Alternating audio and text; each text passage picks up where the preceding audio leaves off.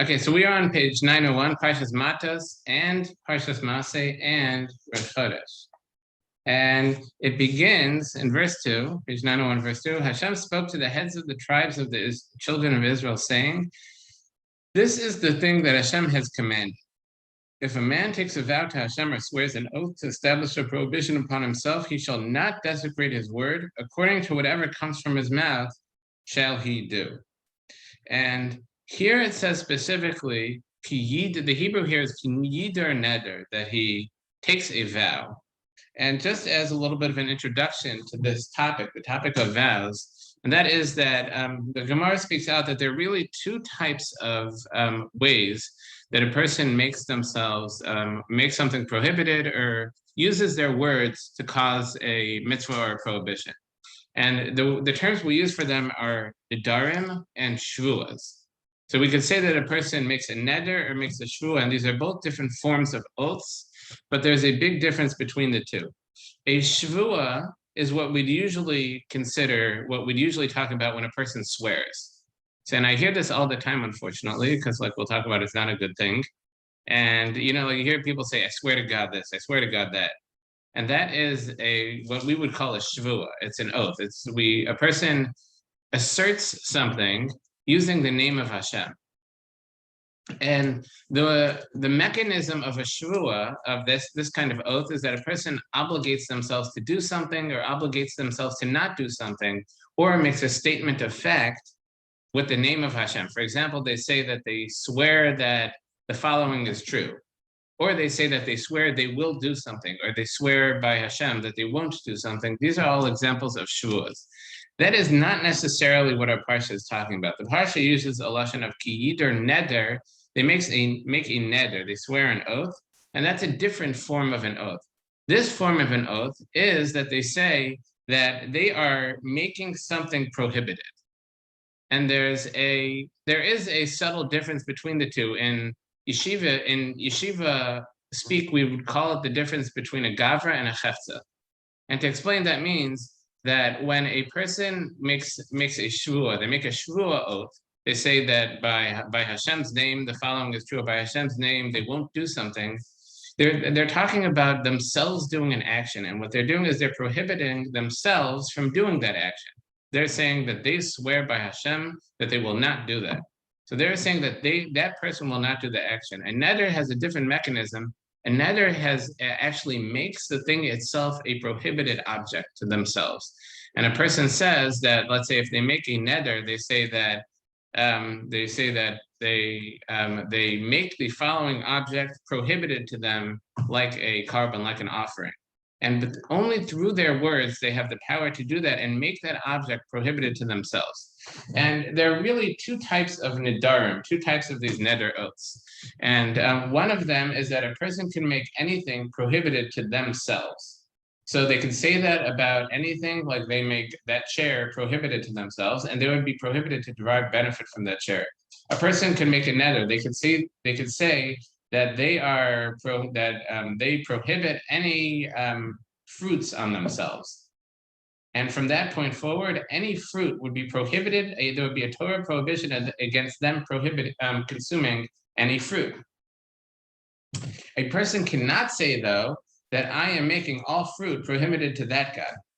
Because a person doesn't have that kind of power to, even with their words, they don't have that kind of power to prohibit something to someone else unless they own it. And that's the second type of neder, and that is that a person can make something that they owned prohibited to other people with a neder. For example, if a person owns a house, they could say that my house is prohibited as a neder to the following person, and then that house becomes a prohibited object to that person. So that's the two types of nedarim. And a neder oath, which is what we're talking about, is when a person makes an object either prohibited to themselves or makes an object that they own prohibited to others. Okay, and the Torah introduces this with a very interesting statement that this is the thing that Hashem has commanded, as if like this is the only thing. This is the thing. This is the most important thing. And the commentaries say that that there's a singular importance to this, and that is illustrated as it concludes here, that he shall not desecrate his word. in verse 3. And not desecrating his word. The Hebrew is lo yachel devara, which literally means a person shall not profane his word, meaning make his word not holy. And that is really the statement that the Torah is saying. That's a fundamental principle, that a person's words are holy, that a person's words have power, that Hashem, that's one of the big differences that our sages say between man and animal, is that we have the power of speech. We have the ability to vocalize and communicate, and our words have holiness because of that. And a person shouldn't make their words profane or literally secular, that our words are holy and we have to treat them that way. And if we say something, it has meaning to the point that it can make something prohibited to us with the Torah prohibition. Okay, and then it continues to various laws of a woman who makes an oath. And so the basic laws, I'm not going to read the whole thing, but the basic laws are that if a woman, a girl who's if she's under bas mitzvah, if she's a minor, according to Torah law, her oath does not take effect. She doesn't have that kind of power to make something prohibited just by her word if she is a minor. Once she's bas mitzvah, though, she does.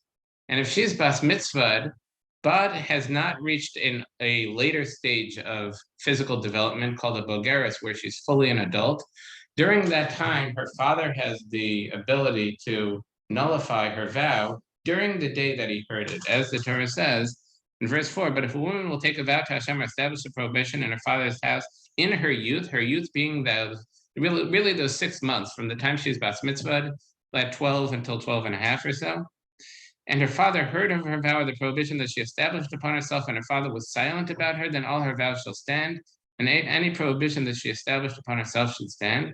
But if her father restrained her on that day of his hearing, and he nullified her vow, and he spoke out against it, I don't want that vow to stand.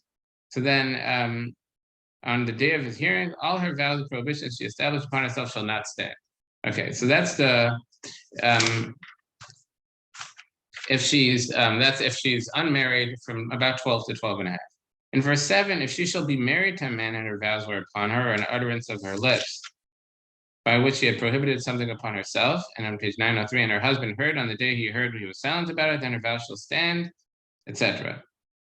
And if she's a widow or divorcee, she doesn't have a husband, so then it doesn't stand. And in verse 11, it continues, if she vowed in her husband's home, or she established a prohibition upon herself through an oath, and her husband heard about it, was silent, he did not restrain her, it's similar laws to that of her father.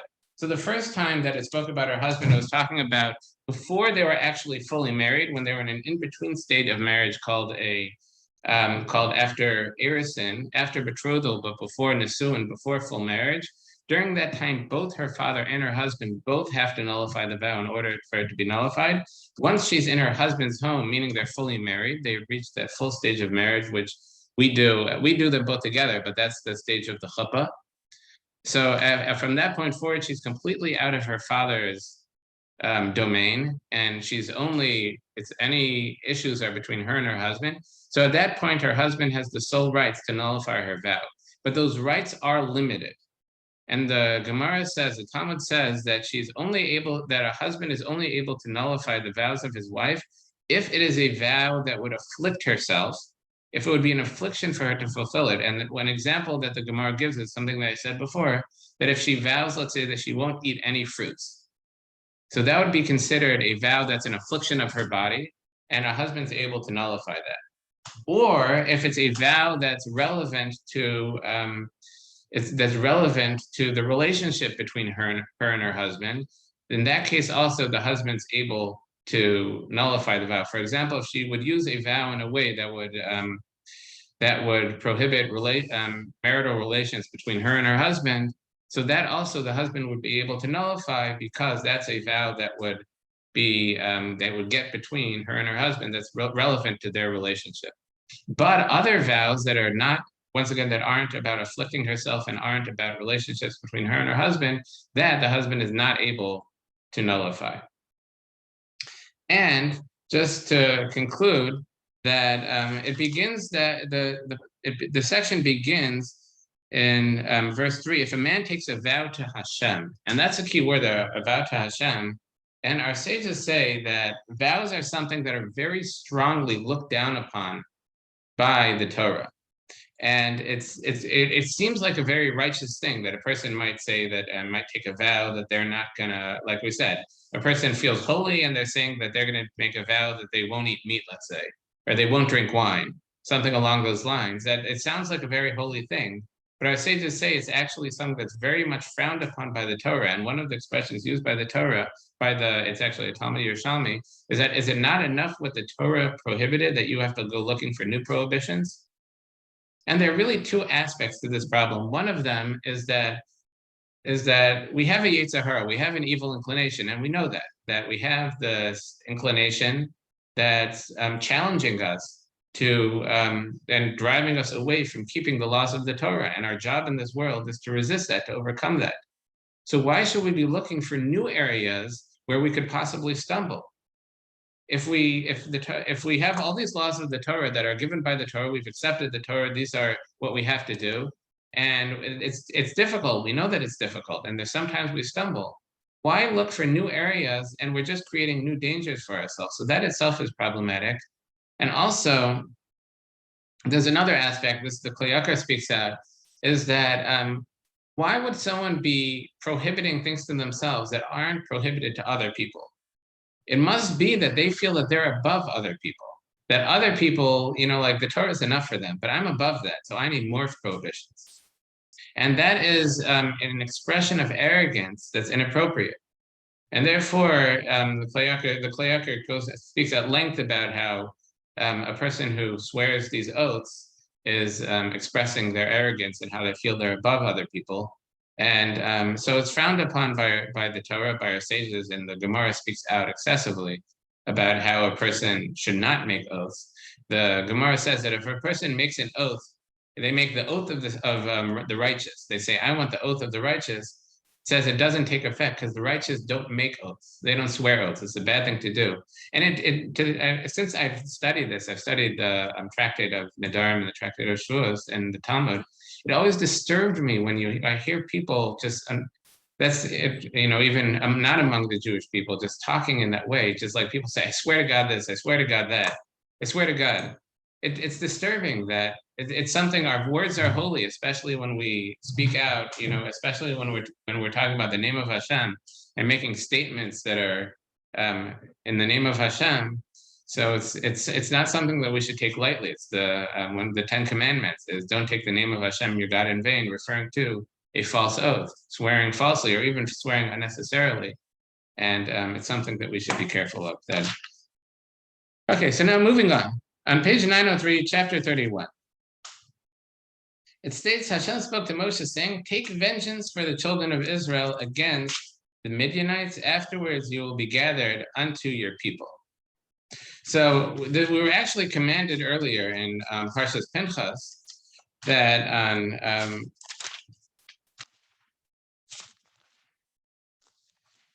in Parsha Pinchas we were already commanded that we were going to destroy the Midianites and revenge for them having sent the princess Cosby and caused us to sin and seduced us and seduced men of the Jewish people and caused them to worship idols and thereby caused a plague amongst the Jews.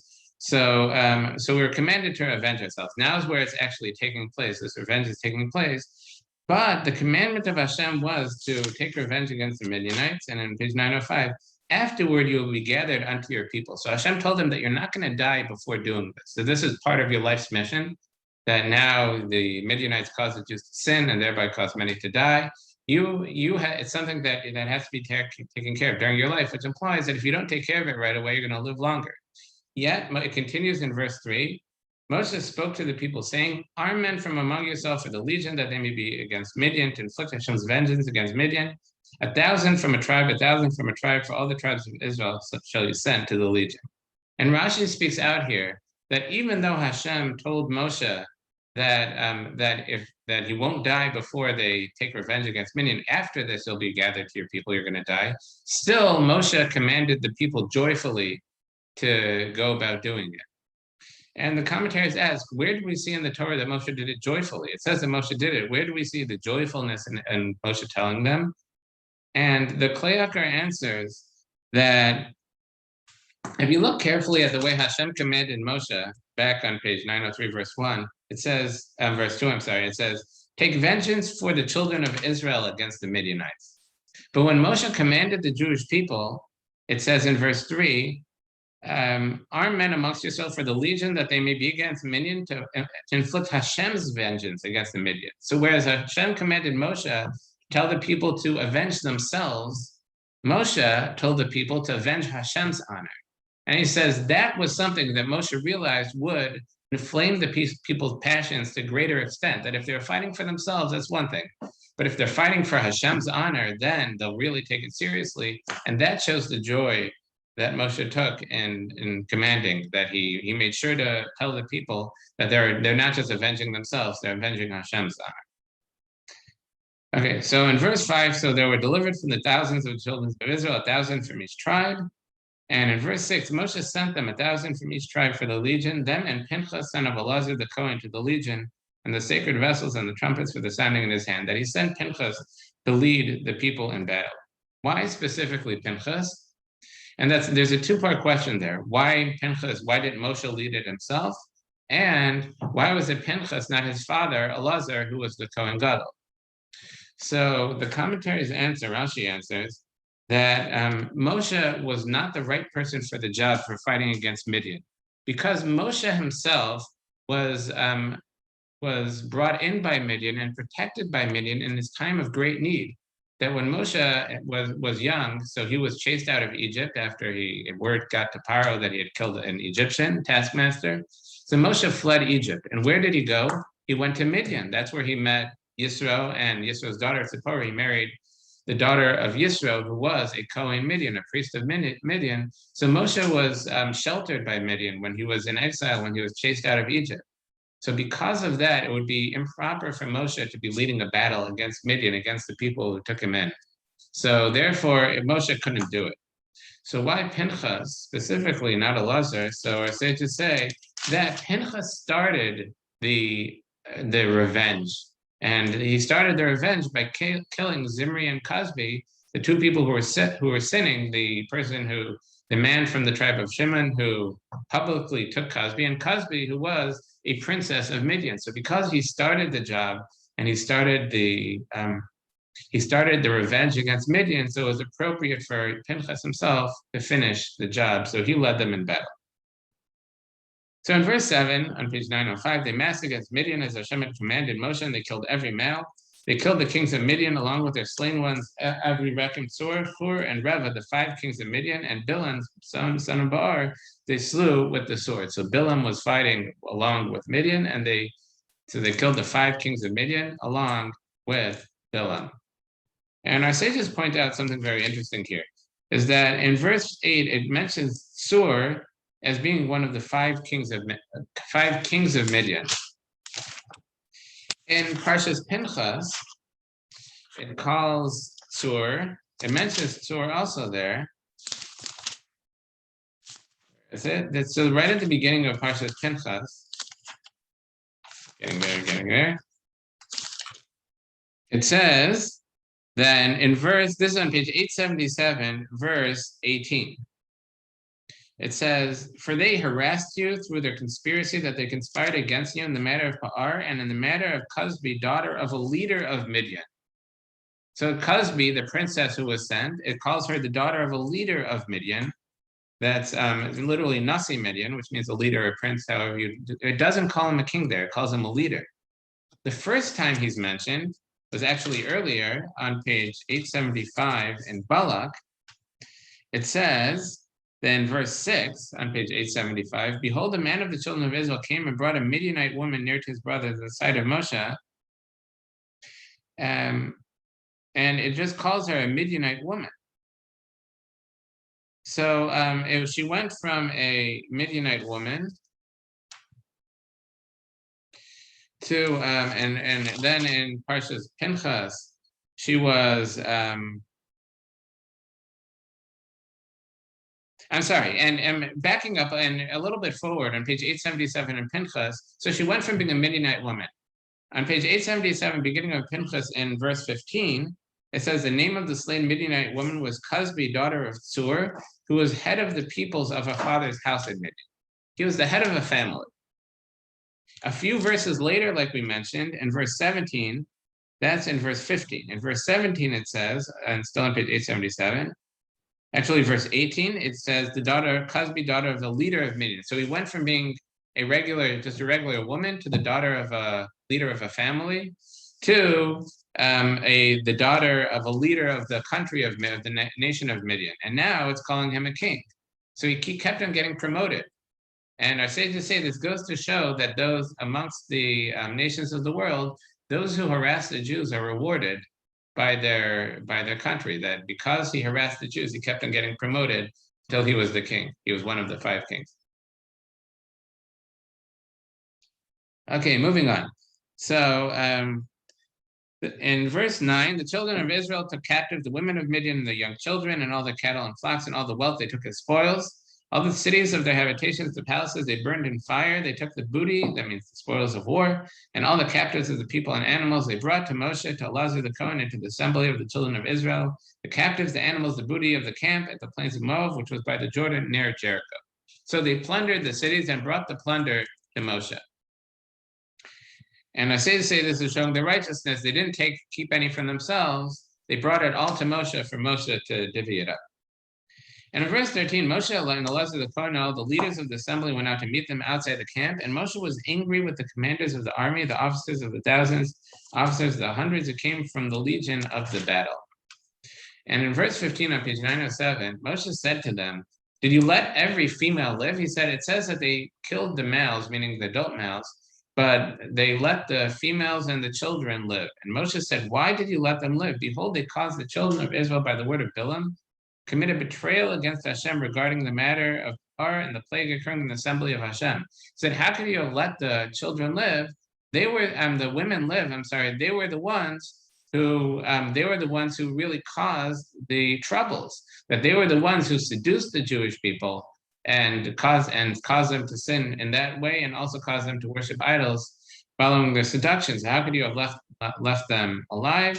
And he commanded them to kill all the males, all the children all the male children, and all the girls who are old enough to be married. Okay, and in verse 19, it continues, "And as for you, encamp outside the camp for a 7-day period, and whoever killed a person or touched a corpse shall purify yourself on the 3rd day, the 7th day, and every garment, every vessel of hide, everything made of goat's hair, and every vessel of wood you shall purify." So whoever killed a person or touched a corpse has to purify themselves, like we talked about previously, that someone who comes in contact with the dead has to purify themselves with the ashes of the red heifer. And someone asked me then about that it says that, and I mentioned that if it's only a problem with someone who comes in contact with, I mentioned like with the hospital, that being in the hospital where very often a person would be under the same roof as a dead person, would be a bigger problem in Israel than here, because it's only a problem if the dead person is Jewish. That being under the same roof as the corpse of a Jew makes one impure, and a Kohen cannot go into that state. So Kohen would have a problem going into a hospital if there's a Jewish corpse there. But here it says that anyone who killed a person and they're doing battle against the Midianites, against the non-Jews, is impure, and that's because coming in direct contact with a non-Jewish corpse does in fact make someone impure, but that's only direct contact. But being under the same roof does not make one impure unless it's a Jewish corpse. Okay, so now moving on, we have some of the laws of koshering vessels, and that's in verse 21 on page 907. Elazar the Kohen said to the men of the legion who came to the battle, "This is the decree of the Torah which Hashem commanded Moshe. Only the gold and the silver, the copper, the iron, the tin, and the lead, everything that comes into the fire, you shall pass through the fire, but it must be purified with the water of the sprinkling. And everything that would not come in the fire, you shall pass through the water. You shall immerse your garments on the 7th day, become purified. Afterwards, you may enter the camp." So how the Ramban understands this is the mitzvah. It's a combination of 2 mitzvahs. One of them is the mitzvah of koshering vessels. That is, they plunder the spoils of war, and some of what they're getting are like nice dishes, pots and pans, which were used with not kosher. So how could they eat from that? How could they use it? So he's saying anything that comes in contact with fire needs to be passed through the fire. That means that if something was used directly, was cooked was used with not kosher directly with fire, for example, a grill grate, or let's say maybe a frying pan that just uses a little oil. So there it's pretty much directly heated by fire, and the food is directly heated by fire. So in that case, the way to kosher it is to heat it directly with fire till it's red hot. That's called libun. That to kosher it, we'd heat it over a direct flame. Rabbi Shochet koshering a kitchen, he would make sure it's clean and take a blowtorch and heat it till it's red hot and until it's glowing, and that makes it kosher. But something that's heated with water, something that's used with water, for example, you have a pot. Usually, a pot would be doesn't cook something directly, even if, let's say, it was used by a non-Jew to cook pork and milk and meat and all that stuff. So the pot would not be kosher, but a pot would be used with water, not necessarily with directly with fire, and therefore the way to kosher it would be to kosher it in boiling water. So either you have to heat up boiling water in the pot and drop something in so it would go over the top, or the more common way to do it is have a pot full of boiling water and dip the non-kosher pot in order that the boiling water would purge all the not kosher out of it, and then you could use it, and then it would be kosher again. And that's what this is referring to. And according to the Ramban, Rashi doesn't exactly translate this way, but it concludes in verse 23, and everything that would not come in into the fire, meaning anything like, let's say, dishes, a glass that was not used with hot, not used with heat, it was just used with cold, even if it may have been used with not kosher, so you shall pass through the water, meaning you just need to clean it, you rinse it off, make sure there's no residue on it, and then it's kosher, that it does not need to be koshered in the purging sense with heat, unless it was actually used with heat. But there's an in-between, it says everything, but it must be purified with the water of the sprinkling. So on a simple level, this means that anything that was anything that came in contact with the dead, it's impure. So you need to make it pure also by having being sprinkled with the ashes of the red heifer. But our sages say there's another way to read this verse, and that is the Hebrew for the water of the sprinkling is mei nida, the water of nida, which could be understood as a mikveh, meaning the water that would purify a woman who is impure through menstruation, which would be a mikveh. And they learned this is the source for dipping any dishes that were owned by a non-Jew, that when we acquire them, we dip them in the mikveh. And this is the source for using a toveling mikveh whenever we buy dishes, unless it was never owned by a non-Jew. So for example, if you would have a Jewishly produced, manufactured vessel that was sold by the manufacturer or whatever, it never was owned by a non-Jew, in that case, it would not need to be dipped in the mikveh.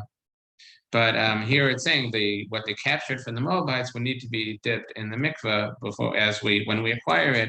And the commentaries say that this is actually very similar to a conversion, the same way that when one converts to Judaism, so they need to, part of the process of becoming Jewish is dipping in the mikveh.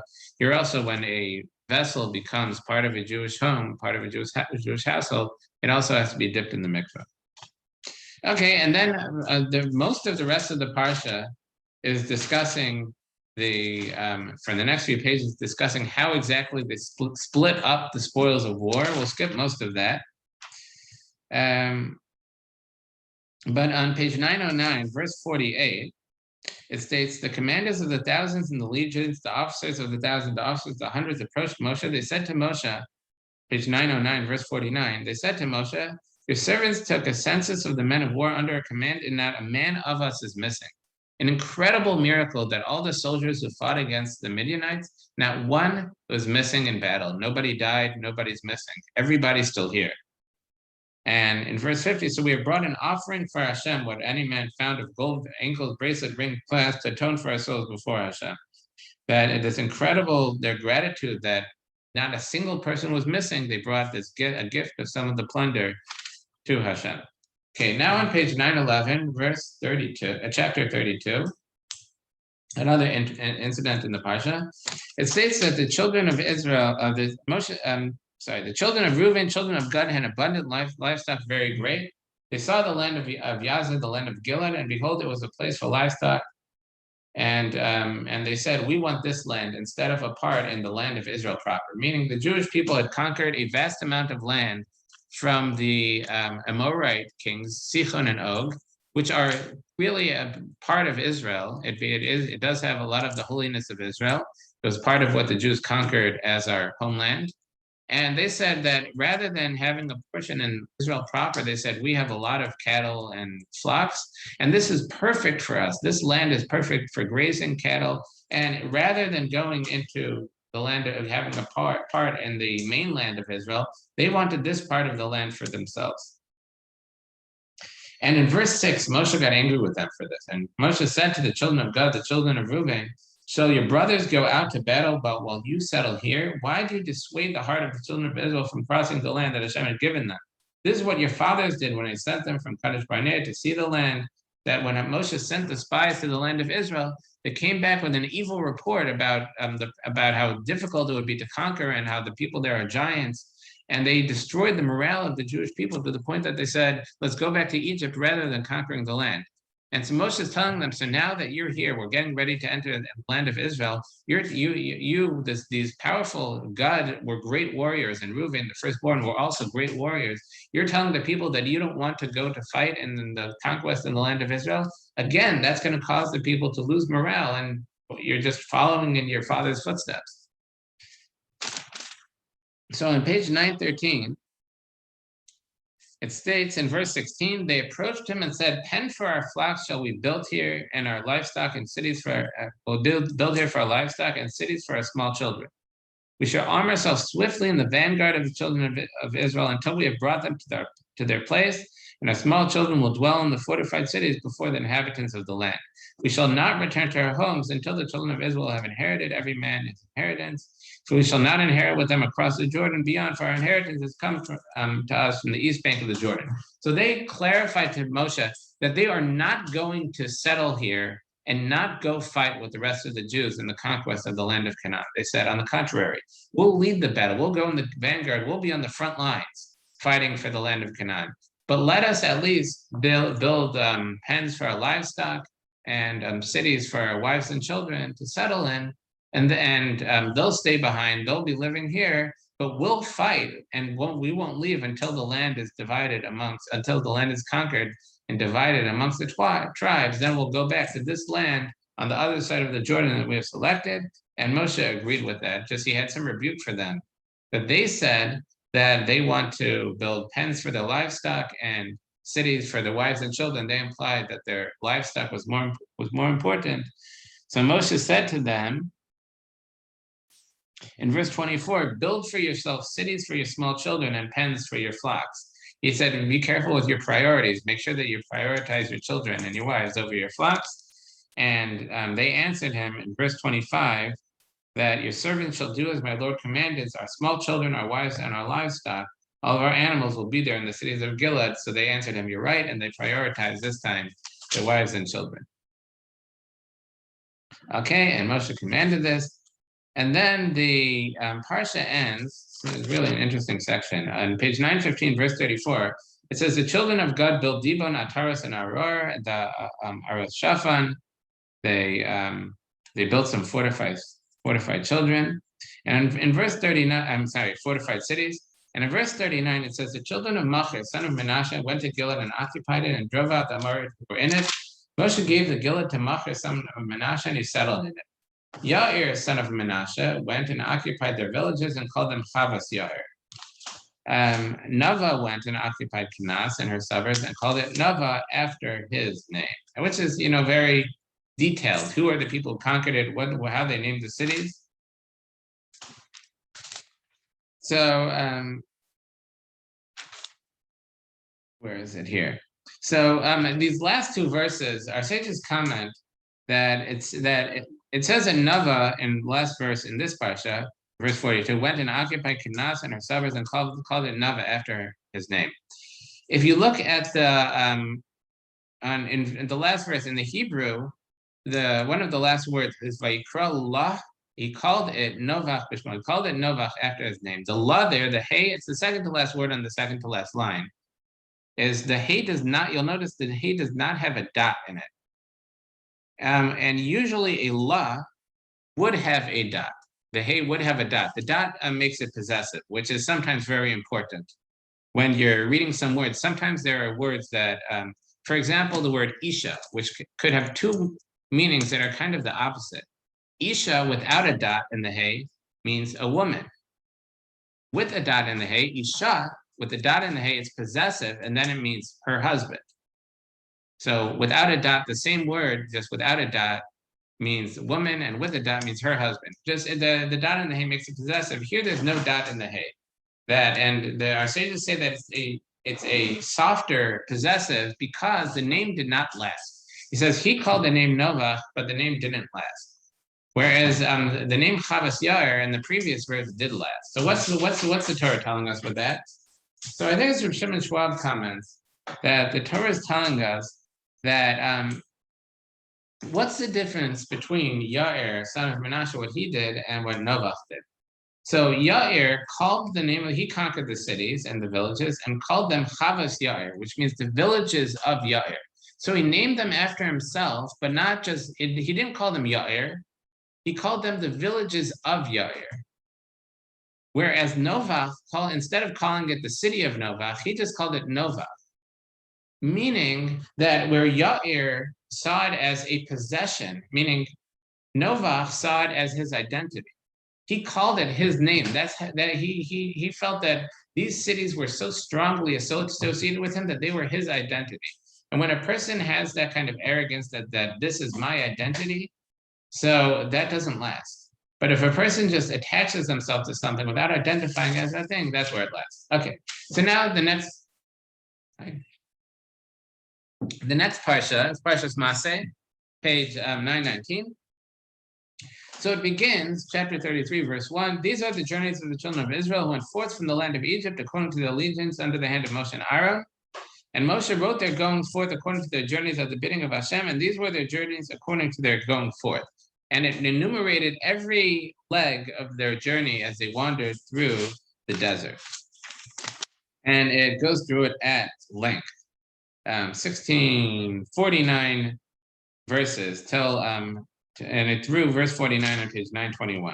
So why does the Torah go through all of these? Why does it go through all of these legs of the journey? So our sages say, and that if you count them up, there were 42. There were 42 journeys mentioned. That it talks about 42 legs of their journey. 42 legs of their journey. And he says that if you count them up, you'll see that most of them either took place in before the sin of the spies, or in the last year after they had all died and they were actually traveling to the land of Israel. And only 20 of them, less than half, took place during their 38 years of wandering in the desert from the sin of the spies until they were getting ready to actually traveling in the direction of entering the land. So over those 38 years, you would think they're wandering in the desert. It was very difficult. They're constantly moving. But they only went on 20 travels, which means that a tremendous majority of the time, they were actually static. They were actually encamped in a single spot, or they were encamped for a long time in a spot. They averaged less than a trip every 2 years. So they were actually stable for most of their time in the desert, and they weren't constantly moving like one would think, and it's telling us the kindness of Hashem. Okay, some of the other commentaries say the reason why it enumerates it is to show us how they were literally in the middle of nowhere. They were really in the desert, like not close to civilization, and for all of these trips, for such a large number of people to be traveling, would really be impossible, and it shows how Hashem really took care of us and kept us alive when it would be. Naturally they would have perished. over any of these trips in the desert. Okay, so now the next part of the Parsha, on the bottom of page 921, verse 50, Hashem spoke to Moshe.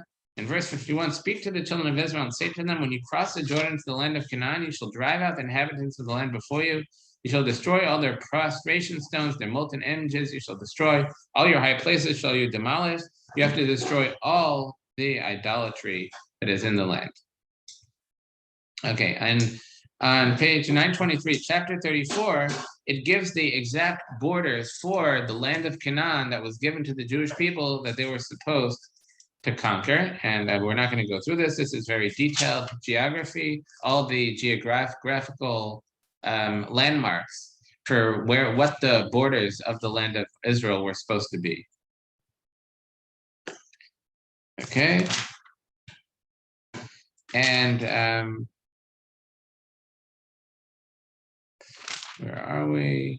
And then it mentions the leadership. And then on page 927, chapter 35, it talks about the cities of the Levites. So each of the 12 tribes were given a portion in the land of Israel. Reuben and Gad, we saw, took their part in the other side of the Jordan. Half the tribe of Manasseh joined them.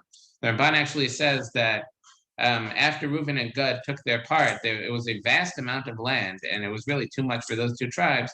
So Moshe asked if any other group wants to have their portion there, and a fraction of the tribe of Manasseh, not exactly half, but a part of the tribe of Manasseh took their portion on the other side of the Jordan as well. But the Levites were not given a discrete portion of land in the land of Israel. Instead, they were given 48 cities in the land of Israel that were scattered around. And the Torah here gives us the details of how these cities have to be, how the surrounding areas, that each city has a surrounding area that has to be kept clear, that it has to be not built, kind of almost like building codes for the cities of the Levites. And then it continues on page 929, verse 6. It says, the cities that you shall give to the Levites, the 6 cities of refuge that you shall provide for a murderer to flee there, and in addition to them, you shall give 42 cities. So the 6 cities of refuge were also Levite cities, and then we're going to give the details of the cities of refuge. So on page 929, verse 9, it says, Hashem spoke to Moshe, saying, speak to the children of Israel and say to them, when you cross the Jordan to the land of Canaan, you shall designate cities for yourself. Cities of refuge shall they be for you, and a murderer shall flee there when it takes a life unintentionally. So in verse 13, and as to the cities that you shall designate, there shall be 6 cities of refuge for you. 3 cities shall you designate on the other side of the Jordan, and 3 cities shall you designate in the land of Canaan. They shall be cities of refuge. For the children of Israel and the proselyte and resident among them shall these cities be a refuge for anyone who kills a person unintentionally to flee there. And just to give details of what this means, what does it mean someone who kills unintentionally? So there are really 4 types of killing that in halacha. If a person murders intentionally, they murder with premeditated, they intended to do what they did that killed the person. In that case, they are witnesses testify in court, and that's they're giving the capital punishment. They're put to death. If a person kills someone completely by accident, no intent and without any negligence either, and it was completely unintentional. Let's say a person, is, sitting in bed, and the floor collapses, and they land on somebody and kill the person.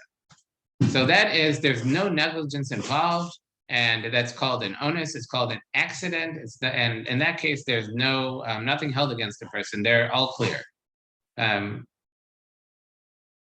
Then there's a case of extreme negligence. For example, if someone's just not looking and throwing rocks into a highway, they don't intend to kill. They're not even looking at it. They're not even looking where it's going. But the rock hits somebody and kills them. Let's say someone's in a building site, they're building, and they have a piano, the classical case that they throw a piano out of the window, it lands in a busy street and kills somebody. So in that case, they didn't intend to kill somebody, but it's such an extreme level of negligence that we don't call it accidental, we don't even call it unintentional. It's somewhere in between. And in this case, the Rambam says that they would put them in the hands of a close relative of the deceased, and that person is allowed to kill them, and the city of refuge doesn't help them. That a relative of the deceased is able to actually go into the city of refuge and kill this person, because it's such a high level of negligence. Next is, and then there's the in-between case, and that's what we're talking about here. And that is in, where am I? In verse 22. Where am I?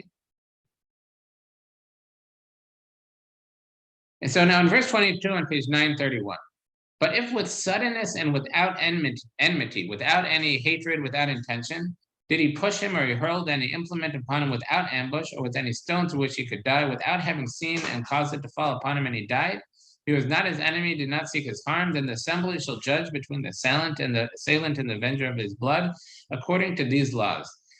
The assembly shall rescue the murderer from the hands of the avenger of the blood, and the assembly shall return him to the city of refuge where he fled. He shall dwell in it until the death of the Kohen Gadol, whom he had anointed with the sacred oil. But if the murderer will ever leave the border of the city of refuge to which he fled, and the avenger of the blood shall find him outside the border of the city of refuge, the avenger of the blood will kill the murderer. He has no blood guilt. So the law is, if it's without negligence, for example, he's not throwing the rock into public. He has no expectation about someone being near him, but he should have been more careful. An example given in the Mishnah is if a person is chopping wood and a splinter flies off the tree, a piece of wood flies off the tree and hits someone and kills them.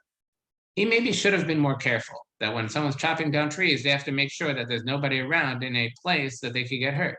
But he wasn't careful enough.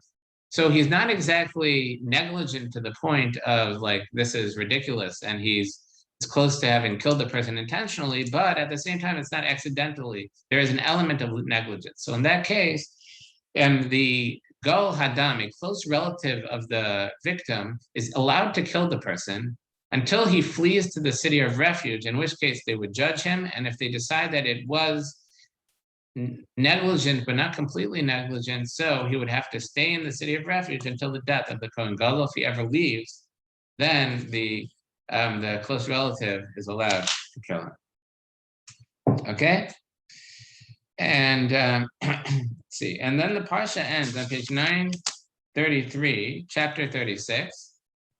The heads of the fathers of the family of the children of Gilad, son of Machir, son of Menashe, of the families of the children of Yosef, approached and spoke before Moshe, before the leaders of the heads of the father of the children of Israel. Page 933, verse 2, they said, Hashem has commanded my master to give the land as an inheritance by lot to the children of Israel, and my master is commanded by Hashem to give the inheritance of Tzlafchad, our brother, to his daughters. This is referencing what we spoke about in last week in Parshas Pinchas, that there were five women who in the end inherited their father's portion in the land of Israel, and their father was from the tribe of Menashe. So now this leader of the Machir, the son from the tribe of Menashe, said, if they become wives of one of the sons of the tribes of the children of Israel, then their inheritance will be subtracted from the inheritance of our fathers and be added to the inheritance of the tribe to which they'll marry, be subtracted from the lot of her inheritance. So this leader of the tribe of Menashe said there's a problem with this situation, that now we have some women who inherited a part of the territory of Menashe. But when they get married, if they get married to someone from a different tribe and their sons inherit them, then their sons will be from a different tribe, and part of the land of Menashe will be actually go to a different tribe. And that's disturbing. This is supposed to be Menashe's land. So Moshe commanded the children of Israel according to the word of Hashem, saying, correctly does the tribe of the children of Yosef speak. He says, they're right. This land should be divided amongst the tribe of Menashe. It shouldn't go to another tribe. So let them be wives to whomever is good in their eyes, but only to the family of their father shall they become wives. He told them that they should marry someone from the tribe of Menashe. And he says, an inheritance of the children of Israel should not make rounds from tribe to tribe. Rather, the children of Israel shall cleave every man to the inheritance of the tribe of their father. And on page 935, And in verse 10, as Hashem commanded Moshe, so did the daughters of Slefcha do. Machlot Yitzchak, Milcah, Noah, the daughters of Slefcha, became wives to the sons of their uncles, to their cousins from the tribe of Manasseh, and in order that it shouldn't pass. And I say to say this wasn't true all of history. It wasn't that if a woman inherits, they're never allowed to marry someone from another tribe. And this could also happen later in their lives. It could be that women who had brothers married someone from another tribe, and then those brothers died or something, and in the end, they were the only ones who inherited from their father. So this was true only during the initial generation that was to inherit the land. It shouldn't start out in that way that it's given to a patchwork of tribes. Rather, when it's first divided up, it was supposed to be divided only to the tribes, and therefore that was a problem at this point. But in later generations, of course, women married men from other tribes, and they may have even inherited land from their fathers. And in fact, it did pass to men from others. So sometimes people from other tribes owned land that was belonging to another tribe because they inherited through their mother. And the Parsha ends with verse 13, and this is the end of the book of Bamidbar. And on page 935, these are the commandments and the ordinances that Hashem commanded through Moshe to the children of Israel in the plains of Moab at the Jordan by Jericho, Chazak, V'nes Chazek. And I mentioned before the class that I'm not 100% sure what the Haftorah is this week. And just as an aside, we also read from Parsha Pinchas, and we read the Maftir. And the Maftir for this week's Parsha is the Maftir of Parshas. The Maftir for Rosh Chodesh. I'd assume that they take out a second Torah. It's interesting, they don't really need one probably, because the Haftorah is from last week's Parsha, so it's just a few turns to get back there. But I'd assume they do Hagbog Lila and use a second Sefer Torah. The Haftorah, though, is interesting, because my assumption is that they would read the special Haftorah for the second week of the 3 weeks between the 17th of Tammuz and Tisha B'Av, which is one of the Haftorahs from the book of Yirmiyah, the book of Jeremiah, I believe. It is on page 1193, which is, "Hear the word of Hashem, a house of Jacob, and the families of the house of Israel. Thus said," and it's a rebuke of the children of Israel from the book of Jeremiah, which is a precursor to Tisha B'Av, which is coming up next Sunday, a week from Sunday. But some congregations have a custom to read the Haftorah on page 1208, the Haftorah for Shabbos Rosh Chodesh, which is another special Haftorah that's read on Shabbos Rosh Chodesh, and that is talks about the battles of Hashem, that Hashem's going to do battle against the nations of the world as they're attacking the Jewish people in the Messianic age. And it concludes with, on page 1210, where is it? On verse 23, it says, "And it shall be that from the new moon to the new moon, and from Shabbos to Shabbos, all flesh will come to prostrate themselves before me," says Hashem, discussing how we'll all bow down to Hashem on the new moon. And some congregations actually conclude the Haftorah. They read the Haftorah for the 3 weeks, but they conclude just with that verse for the